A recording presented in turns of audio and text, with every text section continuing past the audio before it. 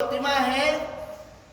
जब आप मंदिर में जाते हैं, प्रस्तर की जो मूर्ति है उसके सामने हम एक कल्पना करके अपने ध्यान को आकर्षित करके उसमें ध्यान लगाते हैं कि हम साक्षात भगवान के सामने बैठे हैं। और भगवान से जो हम मांगते हैं वो समय आने पर उसकी हमें प्राप्ति होती है। लेकिन जो माँ है, माँ साक्षात भगवान है, माँ जीता जागता भगवान है। माँ के द्वारा माँ जो प्रसन्न होती है वो तुरंत फल देने वाली होती है ना होती है। भगवान की आप पूजा पाठ कर रहे हैं, आप अगले जन्म को सफल बनाने के लिए कर रहे हैं। आपको मोक्ष की प्राप्ति होगी तो आपको पहले यानी कि मृत्यु के पश्चात उसका फल प्राप्त अवश्य होगा। लेकिन माँ की सेवा करने पर आपको तुरंत फल प्राप्त होता है।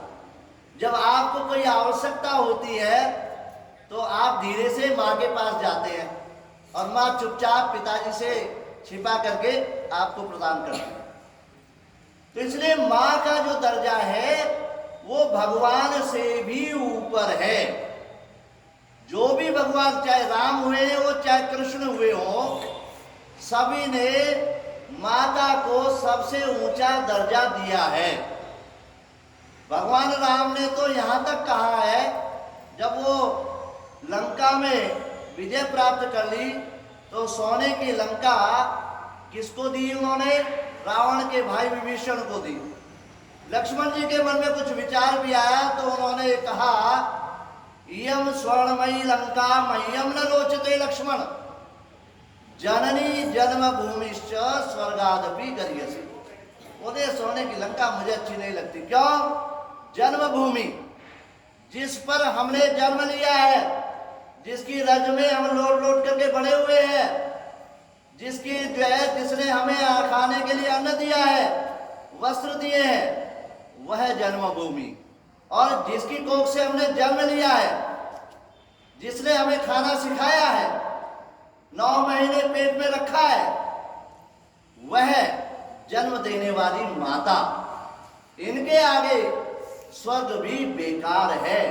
भगवान राम ने कहा है, जननी जन्मभूमि से स्वर्गादपि गरीयसी, स्वर्ग से भी श्रेष्ठ है। इसलिए प्यारे बच्चों, अगर आपकी माँ आपसे प्रसन्न है तो भगवान भी प्रसन्न है।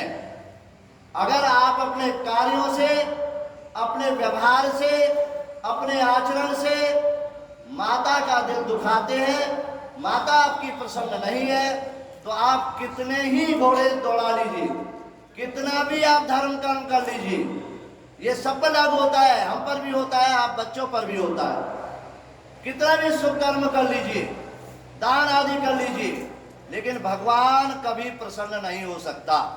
और माता प्रसन्न है, मंदिर जाए या ना जाए, मस्जिद जाए या ना जाए, गुरुद्वारा जाए या ना जाए, और उसमें गिरजाघर में जाए अथवा ना जाए, आप एक बार वहां ना जाए, माँ प्रसन्न है। ये सभी देवी देवता, सभी अल्लाह आदि सब प्रसन्न है। तो इसलिए आज का जो विचार आया था वो यही है, उसका उद्देश्य कि हमारे लिए जो प्रतिमा नहीं, प्रत्येक माँ में भगवान है, प्रत्येक माँ में वह अल्लाह है, प्रत्येक माँ में वो जो है गुरु गोविंद सिंह यानी कि जो है माहे गुरु जी हैं, विद्यमान हैं।